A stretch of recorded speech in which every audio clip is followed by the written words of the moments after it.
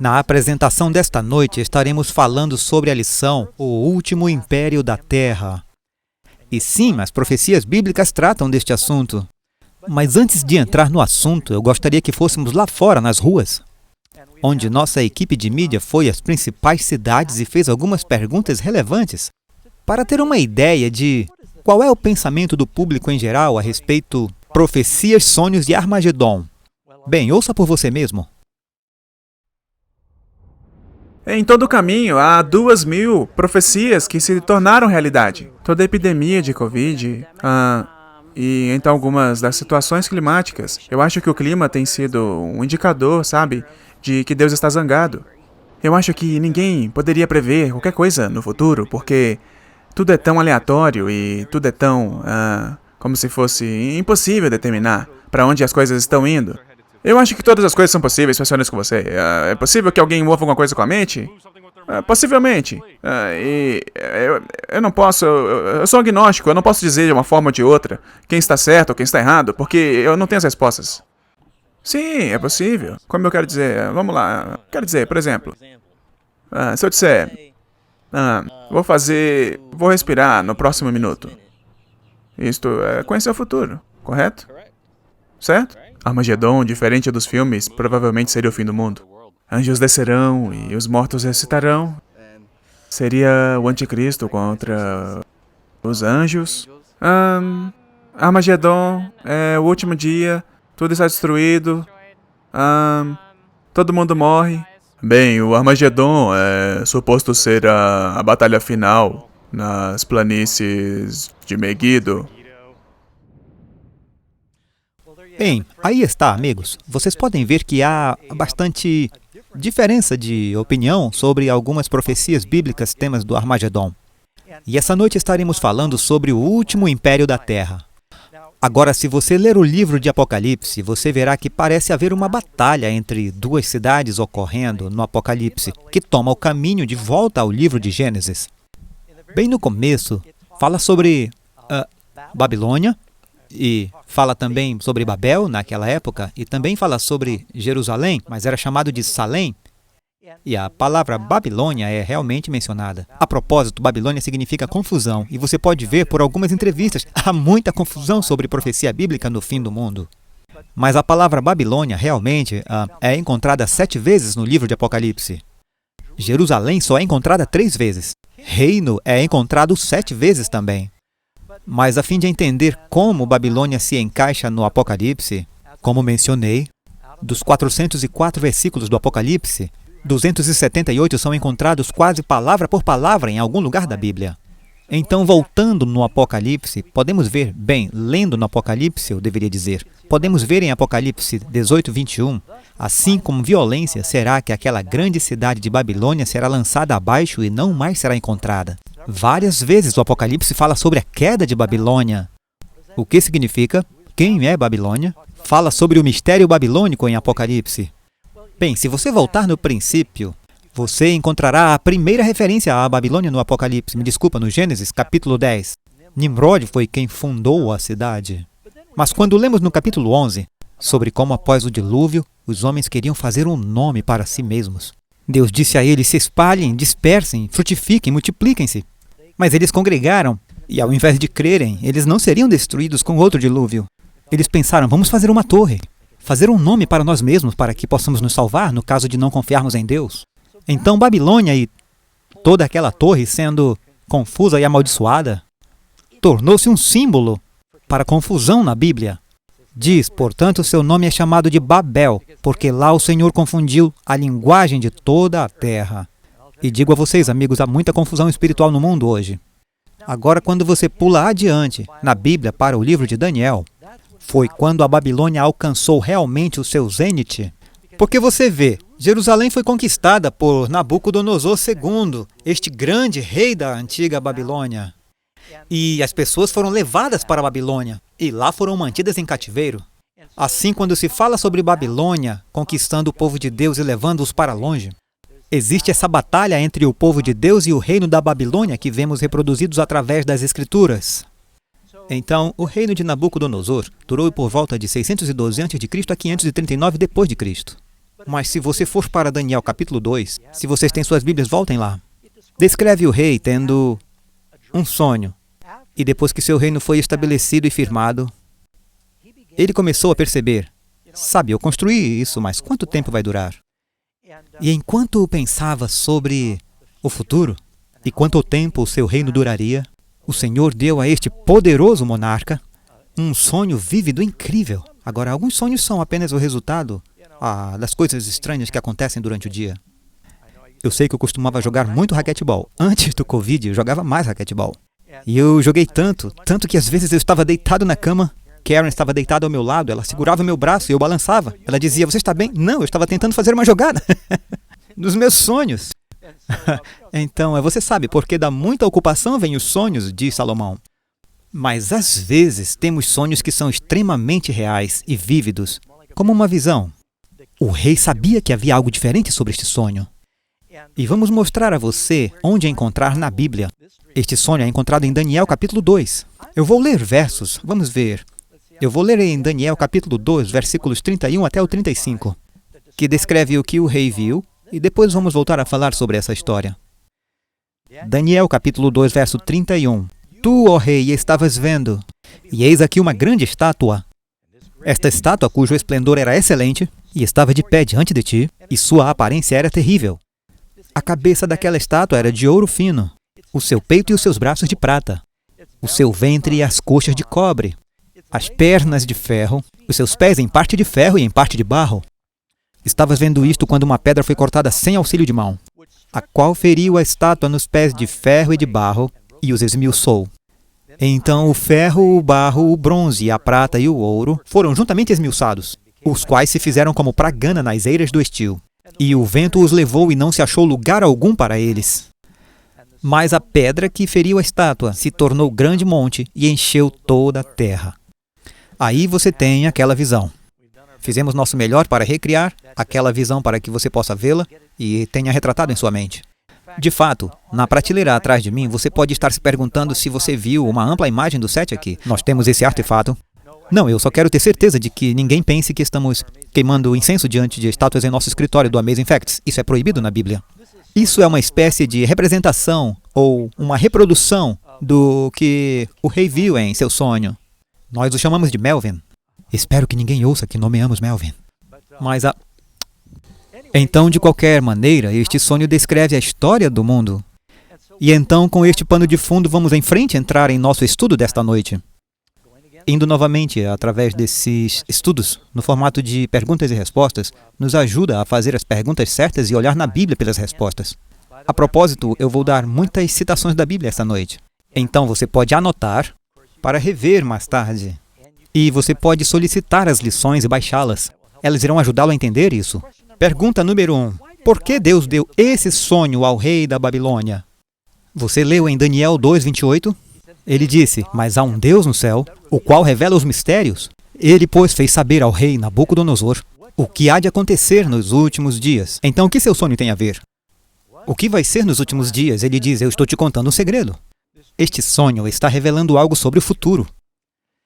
Agora, quando Nabucodonosor teve o sonho, ele fez o que os monarcas costumavam fazer naquela época.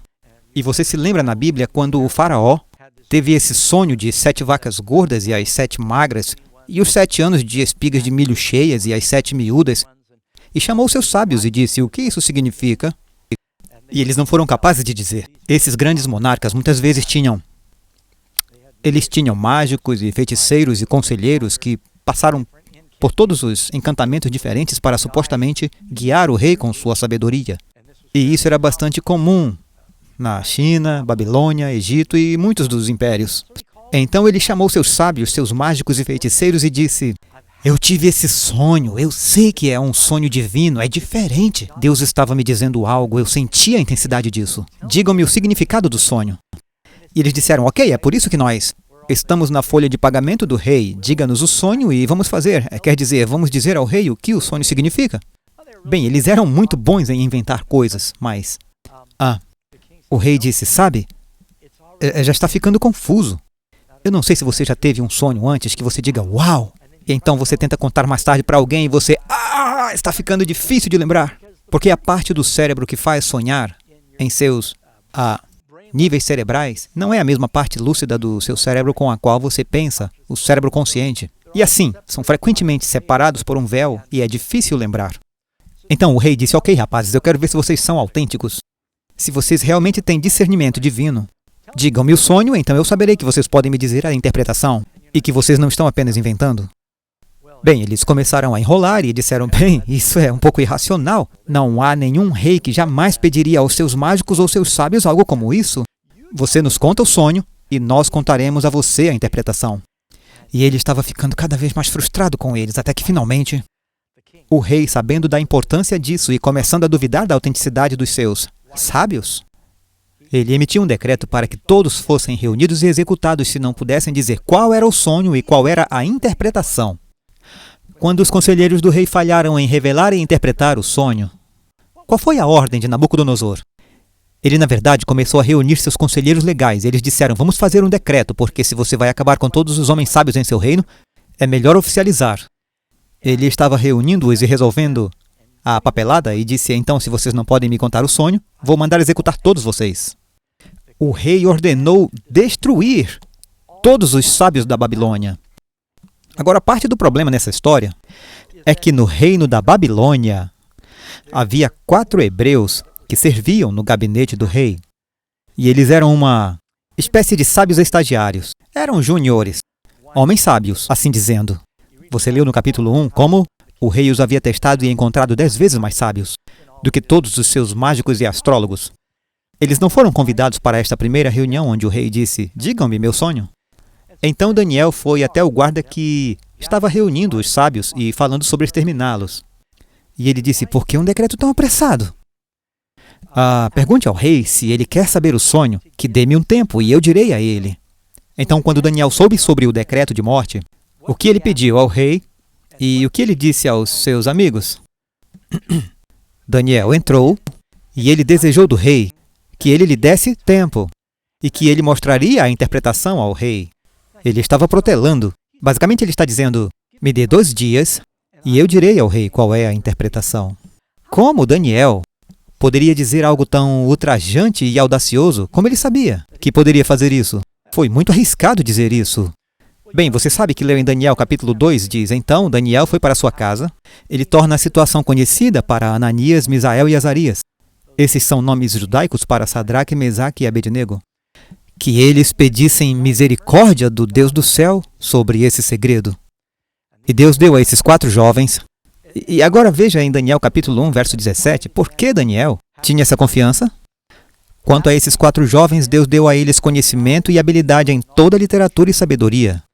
Mas a Daniel deu entendimento em toda visão e sonhos. Isso está no capítulo 1. Por isso Daniel estava confiante no capítulo 2. Ele podia dizer ao rei quanto à questão, qual era a mensagem ou qual era a visão. Mas eles oraram. Eles sabiam que esses segredos só Deus. Se você soubesse que sua vida dependia de uma resposta, que você teria que sonhar o sonho de outra pessoa, seria um encontro de oração muito saudável. Eu tenho certeza de que esses 4 jovens oraram com o coração nessa noite, mas por fim tiveram paz e caíram no sono. E como se sabe, Daniel acabou tendo esse vívido sonho e ele sabia que era o sonho do rei. E no dia seguinte, ele então relatou isso. Pergunta 4. Quando o Senhor revelou o sonho a Daniel, a quem Daniel deu louvor e crédito? Crédito, ele não tomou para si mesmo. Ele sabia que a glória pertence a Deus. Diz que eles se reuniram e agradeceram ao Senhor. Eu te agradeço e te louvo, ó Deus dos meus pais. Há um Deus no céu que revela segredos e é dado a conhecer ao rei Nabucodonosor de como será nos últimos dias. Está enfatizando o contexto sobre o que é este sonho e como este sonho tem relação com você hoje. Então fique atento. Vamos descobrir onde estamos no escopo da história. Temos muitas informações esta noite. A Bíblia diz que Deus e somente Deus pode realmente ver o começo a partir do fim. Isaías 46, versos 9 e 10. Lembrai-vos das coisas passadas desde a antiguidade, que eu sou Deus e não há outro Deus. Não há outro semelhante a mim, que anuncio o fim desde o princípio, e desde a antiguidade as coisas que ainda não sucederam. Deus pode declarar desde os tempos antigos coisas que ainda não aconteceram. Então, no sonho, nós lemos isso e também vimos na tela. Quais são os 2 objetos que o rei viu naquele sonho que especialmente se destacaram? Primeiro de tudo, ele disse: Tu, ó rei, estavas vendo e eis uma grande estátua. Agora, eu penso que isto em si é algo muito revelador. Na Bíblia, você sabe qual é o 2º mandamento? Não farás para ti nenhuma semelhança do que há em cima nos céus, nem embaixo na terra, nem nas águas debaixo da terra. Não farás imagens, nem te encurvarás a elas. Mas na Babilônia, eles eram famosos pela idolatria, como eram em muitas das culturas pagãs do mundo. Então, o próprio fato de que esta estátua seja de uma grande imagem, torna evidente que é a imagem de um homem. Veja em Daniel capítulo 7, antes de Daniel capítulo 8, fala sobre essas visões de bestas e diz que elas são bestas. Mas esta aqui, por ter tórax, e braços e pernas e dedos dos pés, nos dá a certeza de que é a imagem de um homem que representa o reino do homem na terra. Quando você vai a Daniel capítulo 3, Nabucodonosor faz uma grande imagem. Isso é 6 côvados por 60 côvados. E provavelmente 6 côvados de largura. 6 côvados de profundidade, 6 de largura, 60 de altura, 666. Você vai encontrar essa imagem também no Apocalipse. E então, essa imagem representava as religiões, os reinos do homem no mundo, que estavam em desacordo ou opondo-se ao reino de Deus. Observe, os sábios do rei não possuíam poder real. Quem deles poderia finalmente dizer ao rei qual era a resposta? O judeu, na corte.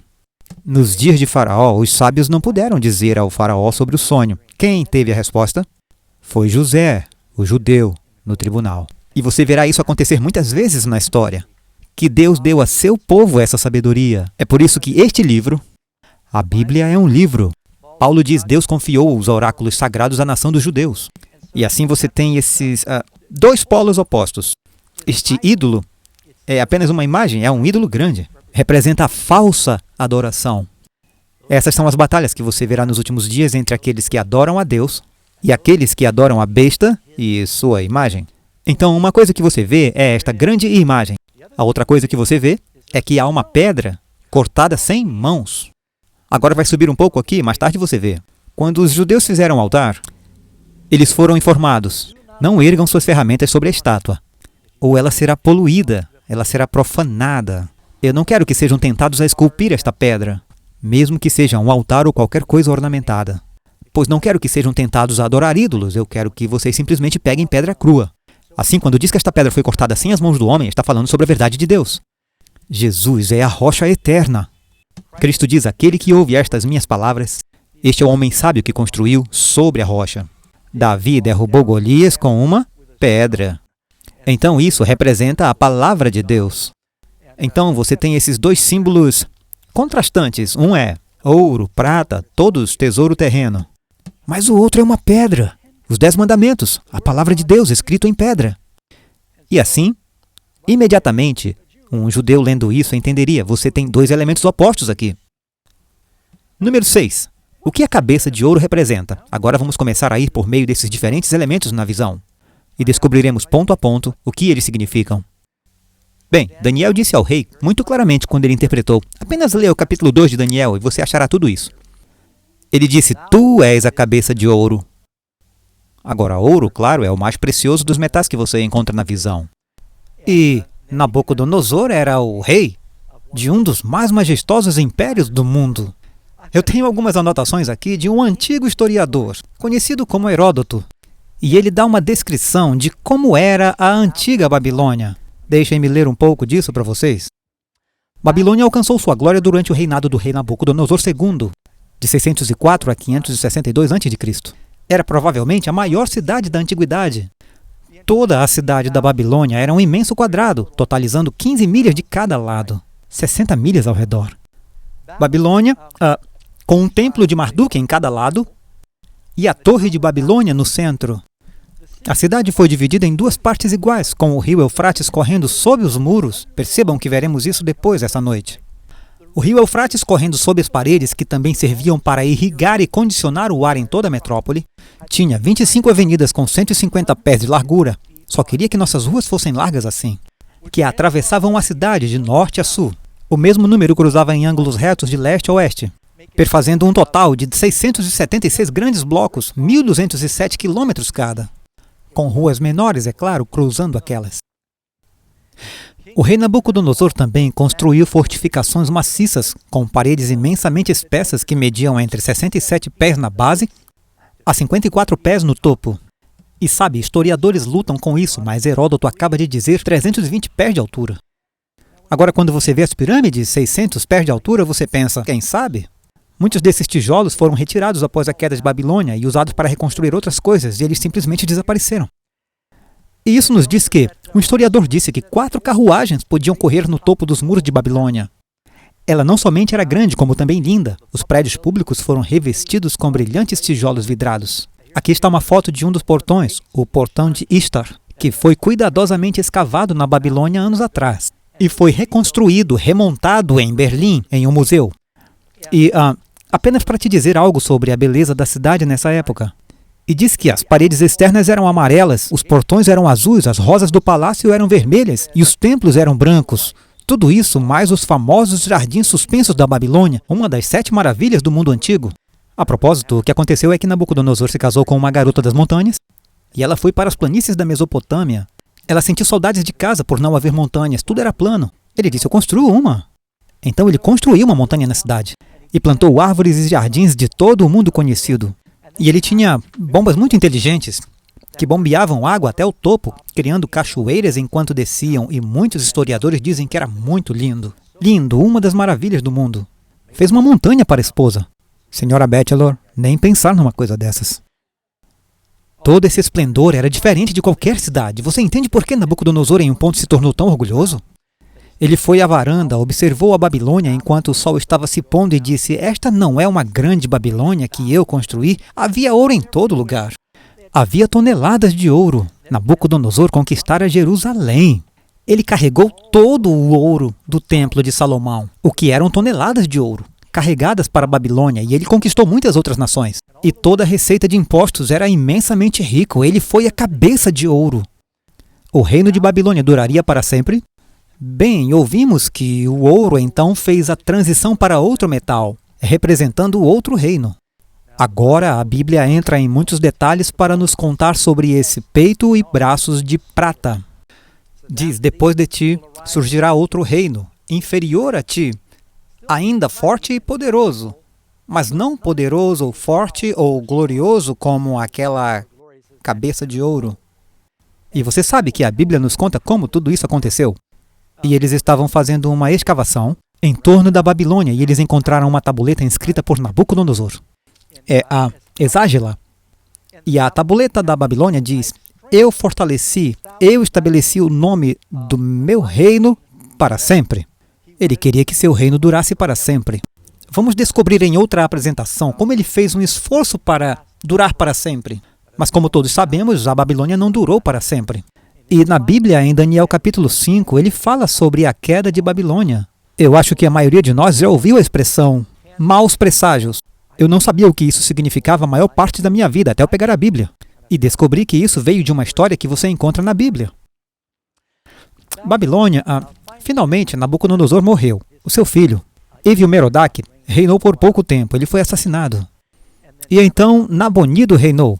E o filho de Nabonido era Belsazar. E enquanto seu pai estava fora fazendo arqueologia em outras partes do reino, ele decidiu fazer a festa. E ele não estava nem um pouco preocupado com os medos e os persas que ameaçavam atacar, pois nunca atravessariam as paredes da Babilônia, ele disse. Eles são como moscas lá fora, não precisamos nos preocupar com os medos dos persas. Então, para mostrar que não tinha medo, ele deu uma grande festa. Ele disse, temos comida suficiente na cidade para nos manter 20 anos, e eles tinham uma boa quantidade. Alguns desses cercos, onde um reino cercava o outro, duravam anos. Nabucodonosor levou 2 anos acampado fora de Jerusalém para conquistar a cidade. Os romanos acamparam fora de Massada por 3 anos. Então Belsazar disse, o general Ciro e os persas fora da cidade, eles nunca vão conquistar-nos. Eles não têm condições para resistir mais do que nós. Então ele deu uma grande festa. Em algum momento, eles jogavam comida para fora dos muros, mostrando aos persas que eles não tinham medo. Mas então eles cometeram um erro fatal. Durante aquela festa, o rei tinha ouvido que Daniel havia predito que o reino da Babilônia não duraria para sempre. E ele disse, vamos mostrar quem é o Deus mais poderoso, o Deus de Jeová ou os deuses da Babilônia. Tragam os vasos sagrados que nós capturamos no templo de Jerusalém. E eles trouxeram esses vasos de ouro do templo de Salomão. E eles começaram a enchê-los com bebida fermentada, e eles começaram a brindar e louvar seus deuses de ouro e prata e madeira e pedra. E enquanto ele estava blasfemando do Deus do céu, de repente, uma mão sem sangue foi iluminada e começou a escrever no gesso das paredes neste enorme salão da Babilônia. É dito que eles possuíam um salão de banquetes com 400 metros de comprimento. Havia pavões carregando carruagens de ouro com bebidas andando em volta, significa que eram muito majestosos. E ali naquele salão de banquetes, palavras começaram a ser escritas. E a Bíblia diz que os joelhos do rei começaram a bater juntos e seus lombos estavam soltos. Agora, essa frase lombos soltos pode ser traduzida que ele molhou as calças. Isso é apenas o que significa que ele ficou tão assustado que seus joelhos começaram a tremer. Ele não teve uma visão ampla disso. Quero dizer, o que você faria? Ele olhou para cima e viu essas palavras, Mene, Mene, Tekel, Parsim, escritas nas paredes, e o sangue sumiu do seu rosto. Então ele diz, tragam-me os sábios. Eu acho que ele aprendeu isso com Nabucodonosor. Para que eles me digam. E eles vieram. Eles não tinham ideia do que significava e estavam com muito medo. E finalmente a rainha mãe disse, você sabia que há um homem em seu reino? Que seu avô conhecia e até mesmo os homens sábios o tratavam como se ele fosse o mais sábio dos sábios. Ele ainda está vivo. Finalmente o rei chama Daniel e Daniel diz, eu vou te dizer o que está escrito. O rei diz, eu vou recompensar, vou torná-lo o terceiro governante do reino, eu te darei uma corrente dourada. E Daniel diz, guarde suas recompensas, porque eu sei o que a visão diz e você realmente não tem nada para me oferecer. Então ele interpreta para o rei, você ouviu a expressão escrita à mão na parede? As palavras Mene, Mene, Tekel, Parsim significavam, Mene, Deus contou os dias do teu reinado e determinou seu fim. Tekel, pesado fostes na balança e achado em falta. Parsim, teu reino foi dividido e dado aos medos e aos persas. O rei honrou sua palavra, recompensou Daniel, mas na mesma noite em que o rei estava fazendo isso, Babilônia começou a sua queda. E a queda de Babilônia foi predita na Bíblia mais de 150 anos antes. Você lê em Jeremias 25:12. Castigarei o rei da Babilônia e a sua nação, diz o Senhor, por sua iniquidade, e a terra dos caldeus, e eu farei disso uma desolação perpétua. Apenas uma pequena nota de rodapé interessante que você pode achar fascinante. Como você sabe, Saddam Hussein, que estava, é claro, governando no Iraque por anos, e é ali que fica a antiga cidade da Babilônia, ele se imaginou ser a reencarnação de Nabucodonosor. De fato, ele disse, eu sou Nabucodonosor III, porque o Nabucodonosor da Bíblia era o segundo. E ele fez toda essa propaganda dizendo que era parente, embora não haja absolutamente nenhuma documentação disso. E ele tinha a carruagem de Nabucodonosor reconstruída. Ele tirou fotos de si mesmo e também tinha moedas carimbadas com sua imagem. E ele fez com que o artista se certificasse de que seu rosto e o retrato de Nabucodonosor se parecessem para que as pessoas pensassem que ele era uma reencarnação do antigo rei. E uma das razões é porque ele conhecia o que os judeus disseram, você nunca vai unir o mundo árabe. Babilônia ou Iraque nunca será um império mundial. Porque Deus disse que aquela cabeça de ouro iria passar, e as profecias de Isaías dizem que ela nunca será reconstruída. Dê uma olhada em algumas delas agora, antes de tudo. Saddam Hussein, eu diria, tentou reconstruir Babilônia.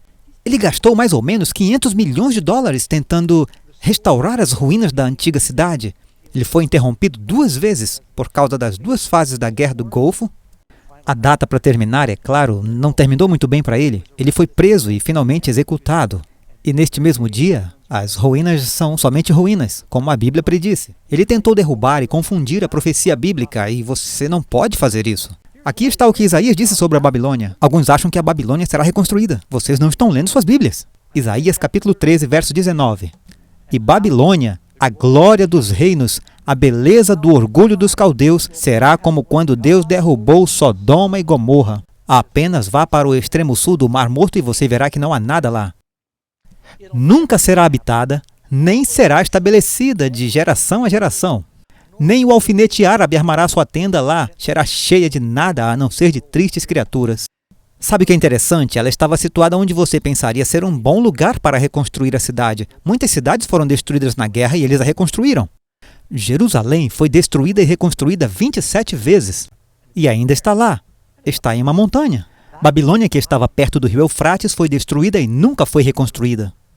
Aqui está outra profecia, Jeremias 50:38. Uma espada contra as suas águas, e elas secarão. Agora, por que Jeremias diz isso? A Bíblia ainda diz por quem e como Babilônia cairia. Você sabe, eu mencionei que o rio Eufrates corria sob o muro. E enquanto o general Ciro, que logo seria o rei, e seu sogro Dario, o Medo, que era o primeiro rei, estavam acampados, começou o reino Medo-Persa. Eventualmente, os persas meio que absorveram os medos e ficou conhecido basicamente como Reino Persa. Mas Ciro, ele queria conquistar a cidade e sabia que era quase impossível passar pelos muros. Então ele pensou, bem, mas há um ponto fraco aí, o rio corre sob os muros. Agora eles não tinham equipamento de mergulho naquela época. Mas ele teve uma ideia brilhante, ou alguém deu a ele. Havia um leito de lago seco muito grande, não era longe do Eufrates. E era mais baixo do que o nível do rio.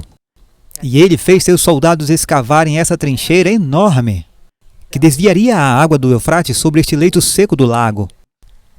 Então, um dia, assim que o sol estava se pondo, ele os fez tirar a última camada de terra que desviou o Eufrates para essa terra seca, este canal que ele havia preparado. O nível da água baixou. Ele ordenou que os soldados passassem por baixo do muro. E lá estavam os portões internos e externos. Os soldados estavam bêbados da festa de Belsazar. Eles deixaram os portões internos destrancados. Eles destrancaram os portões internos, os portões externos, o exército entrou se arrastando. Eles mataram os guardas e a cidade foi tomada em uma noite. Assim como a Bíblia havia predito. Note que Jeremias disse, as águas vão secar. As águas do Eufrates, amigos, agora também estão secando. E isto é mencionado em Apocalipse. Fala sobre a sexta praga, o Eufrates secando. Então, voltaremos nisso um pouco mais tarde. Aqui diz, porque é uma terra de imagens esculpidas e pelos seus ídolos andam enfurecidos. O que eu disse sobre idolatria, que era um dos principais problemas da Babilônia. Então eles foram por baixo dos muros e destruíram a cidade. Assim diz o Senhor ao seu ungido. Agora, isto está escrito em Isaías 45. Vocês leem suas Bíblias. Vocês sabem, Isaías viveu e morreu muito antes de eles serem levados para a Babilônia. Ele viveu muito antes de Nabucodonosor, muito antes de Ciro. Deus nomeia aquele que conquistaria Babilônia e libertaria o seu povo pelo nome, 150 anos antes de ele nascer. Estudiosos da Bíblia são tão mistificados com tudo isso que eles pensam, como pode ser isso? Que você possa saber o nome de alguém que seria o governante com tanta precisão. Assim diz o Senhor ao seu ungido, quer dizer, você é o nosso escolhido. A Ciro, a quem tomo pela mão direita, para abater as nações diante de sua face, e descingir os lombos dos reis, para abrir diante dele as portas, ou seja, os portões internos, e as portas não se fecharão. E foi exatamente o que aconteceu historicamente. Realmente, você pode ir ao Museu Britânico e um dos grandes artefatos lá, eu estive lá e eu vi isso, é o cilindro de Ciro. E neste cilindro em cuneiforme que eles escrevem lá, ele diz com que facilidade Babilônia foi levada e, quando chegou ao poder, ele deixou os cativos dos babilônios saírem livres, que, é claro, incluiu o povo judeu. Tudo isso aconteceu. E eu simplesmente fico animado em pensar como as pessoas duvidam da palavra de Deus nessas profecias. Para que façamos então a transição para este próximo reino, o reino da Pérsia, que também era um reino poderoso.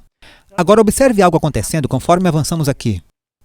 Cada império, você passa do ouro para a prata, está diminuindo em valor, crescendo em força.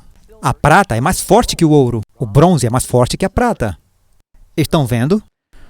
O Império Persa tinha fronteiras maiores do que Nabucodonosor. E cada império dura mais do que o anterior. Então há algumas sequências muito interessantes que estão acontecendo nesta visão, que são mesmo um mistério. E aqui está uma imagem de algumas das antigas ruínas de Persépolis. Polis é uma palavra grega que significa cidade. Deve significar a cidade dos persas.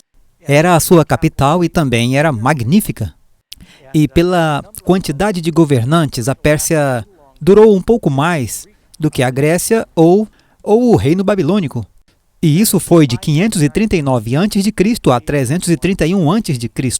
E então passamos para o próximo império. Pergunta 8. Que metal seria representado no reino que se seguiu, Medo-Pérsia? Bem, você leu em Daniel capítulo 2, verso 39, outro terceiro reino de bronze teria domínio sobre toda a terra. E toda criança em idade escolar sabe sobre Alexandre o Grande. E este exerceu um grande uma grande extensão da influência grega e helenização que passou por todo o Oriente Médio e partes do Mediterrâneo naquela época. Ariano, o historiador grego, disse: eu estou persuadido de que não há nação, cidade ou pessoa, estando onde o seu nome não tenha alcançado. As façanhas e o gênio militar de Alexandre o Grande foram notados por muitos na história, e ele foi incrivelmente corajoso. Os seus soldados eram tão leais que, se ele os ordenasse a marchar a um penhasco, eles não questionariam. Eles marchariam. E ele era muito bom para eles, porque ele os liderava na batalha. Ele não apenas dizia, vão à luta, ele costumava estar em seu cavalo atacando. Algumas vezes, Alexandre foi o primeiro a subir do muro. Eles eram inspirados por sua coragem, e uma vez ele foi ferido seriamente e quase morreu. Mas ele foi extremamente corajoso, ele quase se sentia como se ele fosse invencível.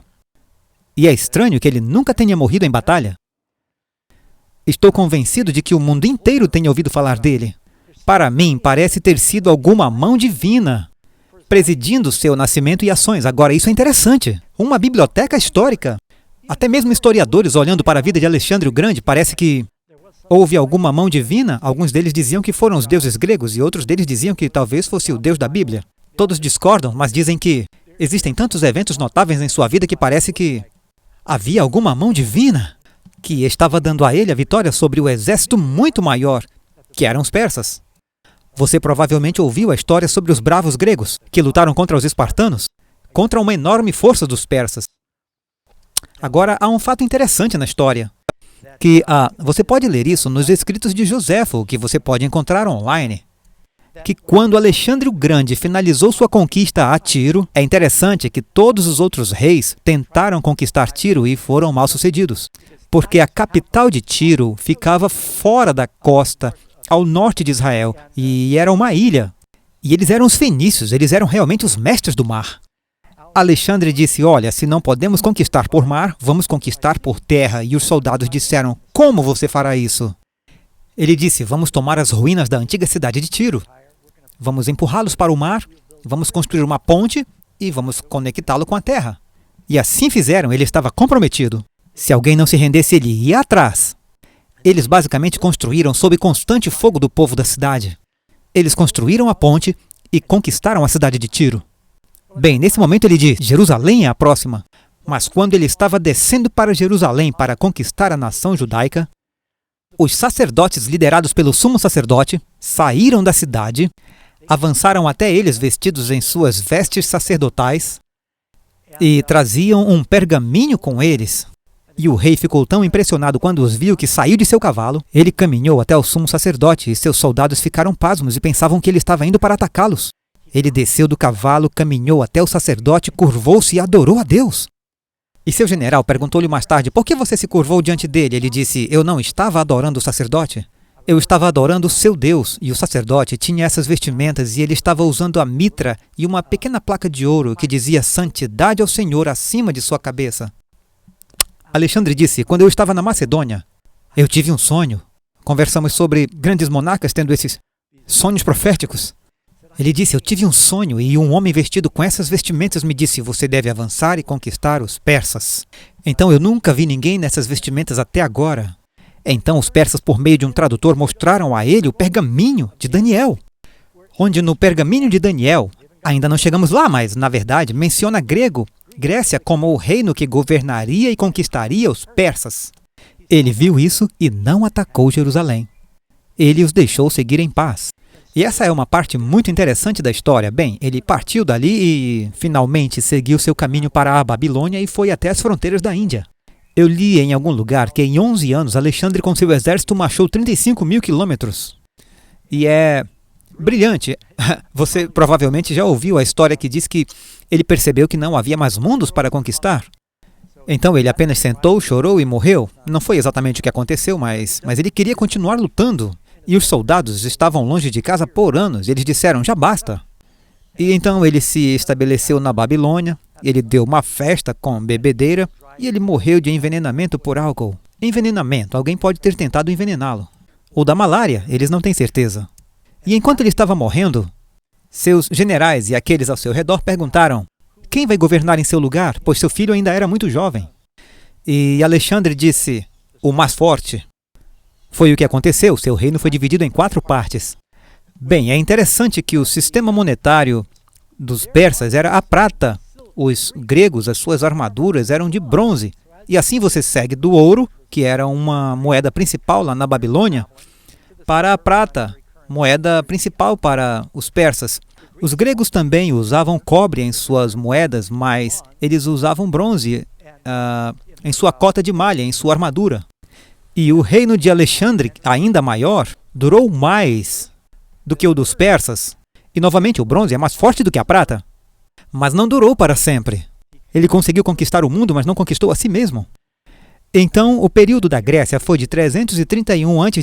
a 168 a.C., quando eles se envolvem com o próximo Império Mundial. E essa é a pergunta número 9.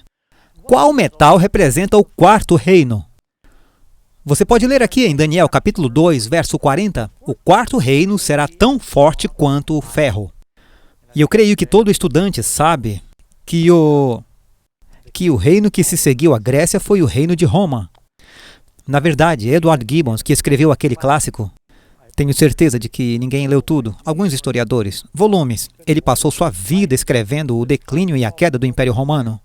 Ele até disse que as imagens, veja a linguagem que ele usou, as imagens de ouro ou prata ou bronze que pode servir para representar as nações e seus reis, foram sucessivamente quebradas pela monarquia de ferro romana. Veja, Roma tinha dominado o armamento de ferro, eles aprenderam rapidamente a reproduzir o ferro. E se você tivesse uma espada de ferro nos tempos da Bíblia, você poderia lutar contra alguém com uma espada de bronze, você poderia cortar sua espada e quebrá-la, era muito mais forte. E sabemos que foram as armas de ferro dos romanos que foram para Belém e mataram os bebês sob a ordem de Herodes. Foi o governador romano, Pôncio Pilatos, que mandou chicotear Jesus com um cabo de 9 caudas de ferro, e foram os soldados romanos que cravaram os pregos em suas mãos e pés, pregos de ferro. Foi um soldado romano que pegou uma lança e a enfiou na lateral, e um outro centurião romano que ficou ao pé da cruz e disse: verdadeiramente, este era o Filho de Deus. Não há dúvida sobre quem estava governando o mundo durante este tempo. A monarquia de ferro romana. E havia romanos guardando a tumba. Quando Jesus ressuscitou dos mortos, louvado seja Deus, mas eles não puderam mantê-lo no túmulo, mesmo pondo um selo romano em seu túmulo. O anjo rompeu o selo e Jesus saiu. Eu sempre quis ver a expressão no rosto de Pilatos quando ele recebeu a notícia. Roma governou de 168 a.C. a 476 a.C. Um reino muito poderoso. Agora, uma razão que eu acho para Deus esperar até o tempo dos romanos antes de ele enviar seu filho ao mundo. Durante o reinado de Augusto César, eles tinham o que eles chamam de Pax Romana, a paz romana. Houve um período, por causa do punho de ferro com que Roma governou, com uma relativa paz. E durante esse tempo, as estradas... Você ouviu falar das estradas romanas? Todas as estradas levam a Roma. Eles desenvolveram o melhor sistema de comunicação. Coisas e notícias viajavam rápido, por causa das estradas e o comércio. E essa foi a melhor hora para derramar o Espírito Santo. Porque quando os judeus no Pentecostes chegavam de todo o Império Romano para adorar, e o Espírito Santo foi derramado, eles rapidamente se espalharam com a mensagem do Evangelho por aquelas estradas romanas, por todo o mundo. Então, claro que houve algum plano brilhante para Jesus ter vindo naquela época. Mas o Império Romano também não permaneceria, não a Roma governada pelos Césares. O que aconteceria após a queda do Império Romano?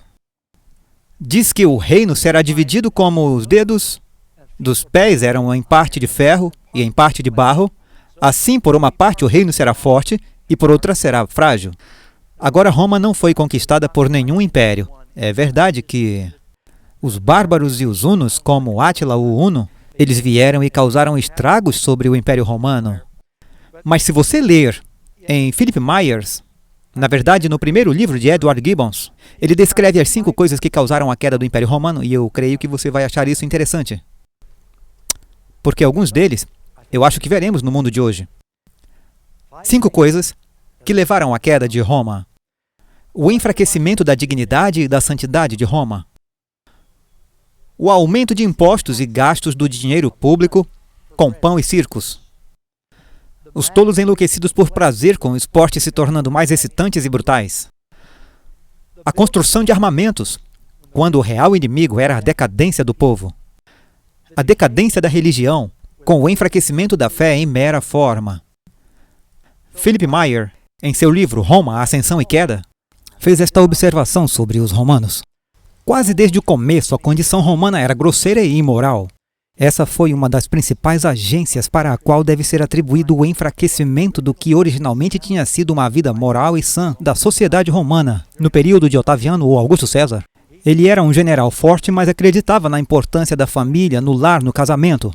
Mas com a sucessão do próximo César, muitos deles eram bem depravados, como Nero, que eles começaram a desmoronar. Roma não foi destruída de fora, foi corroída de dentro para fora.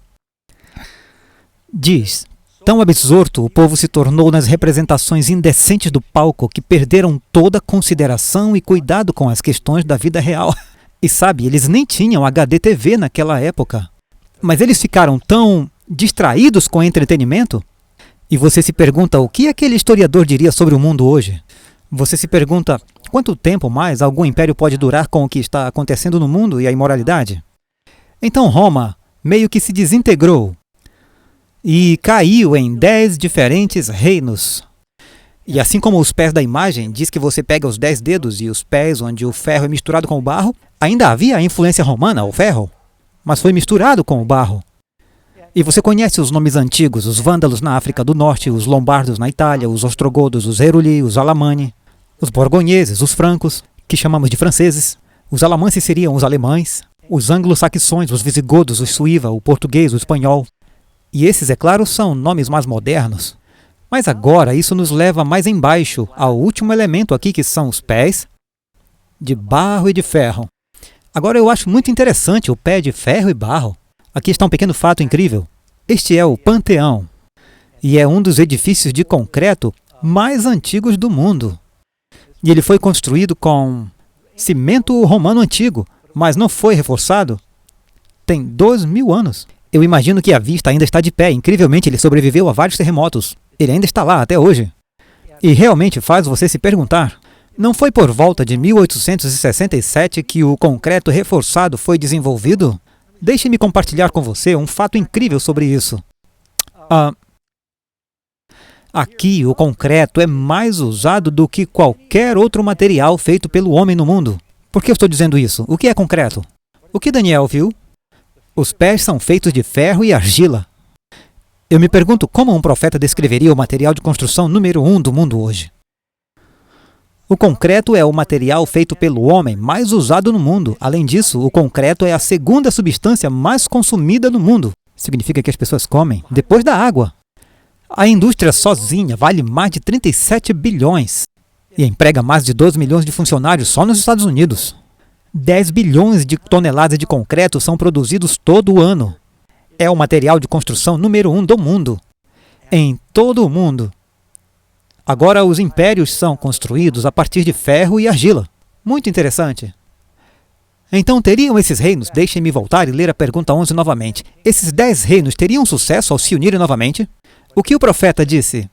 Misturar-se-ão com semente humana. Isso significa que eles se casam entre si e com seus descendentes. Mas eles não vão se unir um ao outro, assim como o ferro não se mistura com a argila. Se você quebrar qualquer concreto, ainda vai encontrar o ferro. Você ainda encontrará o barro. Eles não se misturam, como o óleo e a água. Só uma pequena nota de rodapé da história. A rainha Vitória, até a rainha Elizabeth II, que é a rainha atual, reinou por mais tempo na história. Eu acredito que o seu reinado durou 63 anos. Seus descendentes, incluindo 40 netos, casaram com quase todas as famílias reais da Europa. Eles tentaram desesperadamente reunir a Europa. Cansados de tanta guerra, eles disseram, se nós apenas nos casarmos, poderemos ter uma paz duradoura. Mas não funcionou. Eles tentaram misturar-se com os assentos dos homens. É exatamente o que aconteceu durante esse tempo. Havia todos esses casamentos arranjados, quer gostassem uns dos outros ou não, quer vissem um ao outro ou não. Entre o espanhol e o inglês, entre os alemães e o suíço, e todos esses impérios diferentes tentando forjar através do casamento alguma aliança. Mas continuou, evoluindo para a guerra. Basta você olhar nos livros de história. Todos eles sobre Átila o Huno, Carlos Magno, Napoleão, Hitler, Guilherme da Alemanha. Você sabe o que significa Kaiser? É César em alemão. Você sabe o que significa Czar? Significa César em russo. Todos eles queriam reformar aquele império romano. E a influência romana, o ferro, ainda estava ali misturando tudo. Os calendários, muitos dos governos foram baseados nas fundações romanas. E agora isso nos leva ao próprio fim dos tempos. Quem vai estabelecer o reino final? Aqui diz, nos dias desses reis, o Deus do céu estabelecerá um reino que nunca será destruído. Agora isso está falando sobre aquela pedra que vem dos céus, cortada sem as mãos do homem, que vai destruir o ídolo. Agora sai de sua boca uma espada afiada que com isso deve atacar nações. E ele mesmo, voltamos a Apocalipse, onde começamos, ele mesmo os governará com uma vara de ferro. Ele destruirá com a única coisa que pode destruir o ferro, que é mais ferro. E o reino de Jesus é aquele que vai durar para sempre. O que a pedra faz para os outros reinos mundiais? Diz que a pedra foi cortada sem mãos. Percebem aqui, sem mãos novamente? Ferirá a imagem nos pés. Significa que vai acontecer nos últimos dias. Não está falando sobre o ferro quando Cristo veio pela primeira vez. Fala dos pés, quando Cristo vier pela segunda vez. Golpeá-los nos pés que eram de ferro e barro, e os quebrou em pedaços. Observe que diz sem mãos. Perceba o que Jesus disse. Em seu julgamento, eles disseram que o ouvimos dizer: eu vou destruir esse templo que é feito com as mãos, e dentro de 3 dias vou construir outro. Sem o quê? Sem mãos. Está falando sobre o reino de Deus, o reino de Cristo. E ele vai voltar, e ele então destruirá os reinos do mundo. E seu reino será eterno e preencherá toda a terra. A Bíblia nos diz que ele criará um novo céu e uma nova terra, onde habita a justiça. E a pedra que feriu a imagem tornou-se uma grande montanha. Montanhas na Bíblia frequentemente simbolizavam reinos. E preenche a terra inteira, não há competição.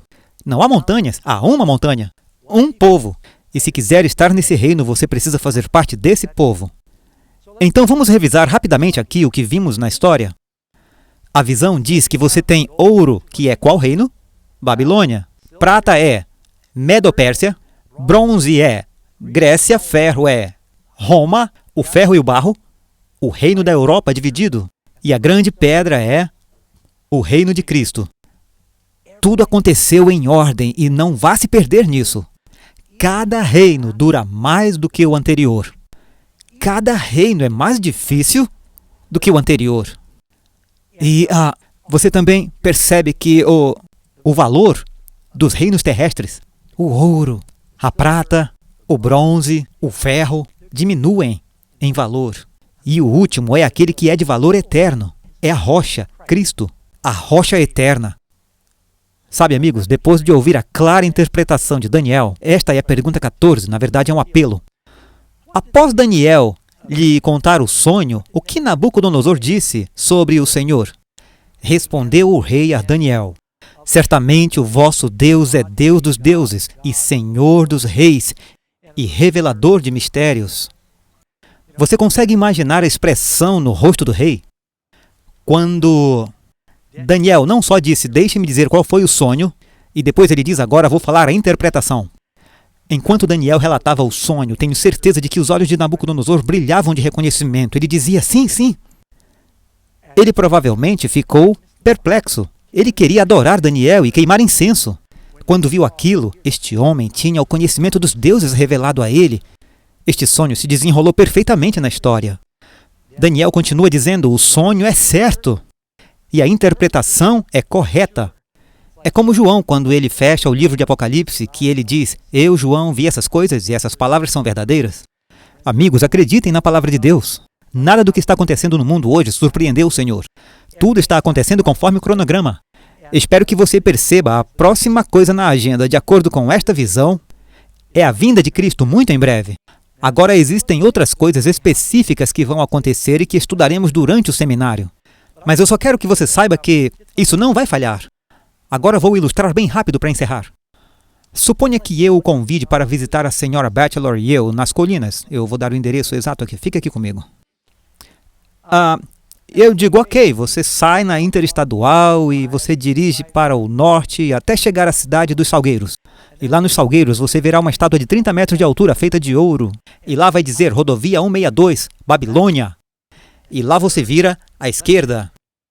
Então você dirige a estrada e com certeza há Salgueiros. E você não vê muitas estátuas de 30 metros de altura de ouro que dizem Babilônia. E você diz, é isso, virar à esquerda e você vira à esquerda. E então eu digo, dirija por 1 hora. E você chega a uma estátua de 30 metros que diz Estrada Persa.